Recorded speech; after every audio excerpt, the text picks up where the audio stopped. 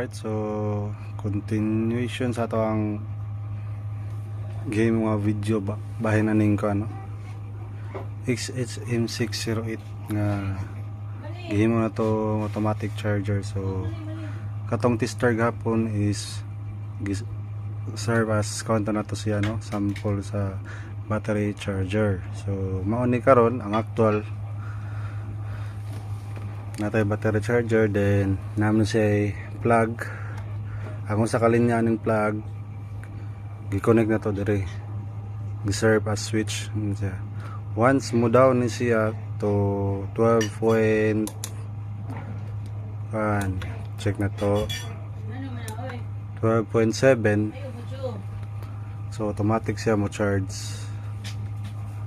Alright, then sa karon wala pa na siya no, bisan pag ibto ni nako magsigara gyapon na siya.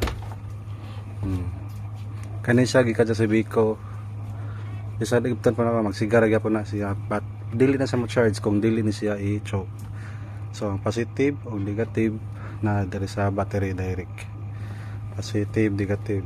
So para mo function na siya, kung mo down din siya, kung maabtan lag down papikihan gid sa battery mo siya gigon nga mo charge na siya. So dili siya maabot sa punto nga malobat gid no.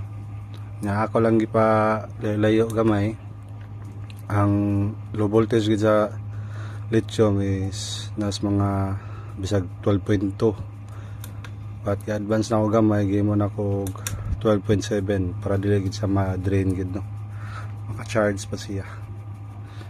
Alright, thank you, that's all for today's video. Babush.